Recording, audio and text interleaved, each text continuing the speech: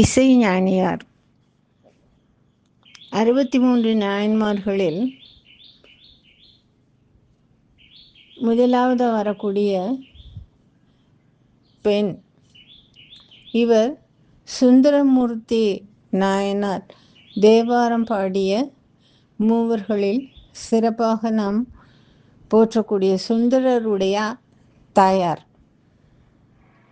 இவரை பற்றி திருத்தொண்ட தொகையில் சொல்லும் பொழுது, இசைஞானி காதலன் அடியார்க்கும் அடியேன் என்று சொல்லுகின்றார்.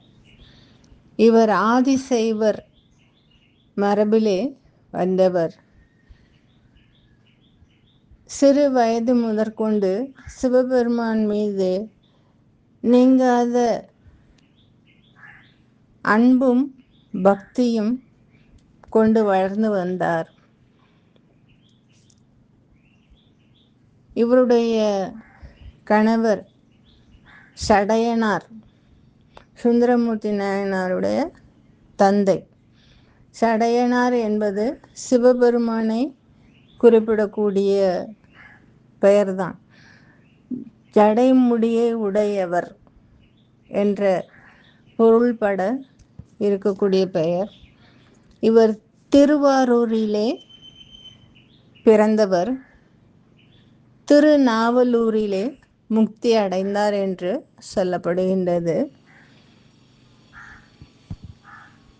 61 நாயன்மார்களுக்குள் 62, 63 என்ற 2 எண்களை இணைத்து 63 நாயன்மார்கள் என்று சுந்தரர் திருத்தொண்ட தொகை பாடியதன் காரணம், தன்னை ஈண்டெடுத்த தாய் தந்தை இருவரையும் பெருமைப்படுத்த திருத்தொண்ட தொகையிலே அவர்களை இணைத்தார். இவர் இணைத்ததன் காரணமாக நம்பியாண்டார் நம்பி அவர் இந்த திருத்தொண்ட தொகையை விரித்து பாடும்பொழுது அதிலேயும் இவர்களை சேர்க்கின்றார். சேக்கிழாருடைய பெரிய புராணத்திலேயும் ஒவ்வொருவருடைய வாழ்க்கை வரலாறை பற்றி சொல்லும் பொழுது சுந்தரமூர்த்தி சுவாமிகளுடைய தாய் மற்றும் தந்தை இருவருடைய சிறப்பையும் பற்றி பேசுகின்றார். இவர்கள் இருவரும் இறைவனுக்காக என்று வாழ்ந்து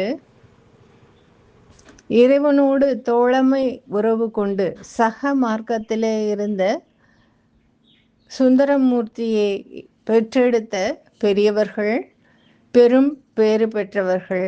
அதனால அவர்கள் சிவ சாயுஜ்ய முக்தி அடைகின்றார்கள் என்று சொல்லப்படுகின்றது. அப்படிப்பட்ட பெருமையுடைய இசை ஞானியார் பற்றி இன்று நாம் கண்டோம்.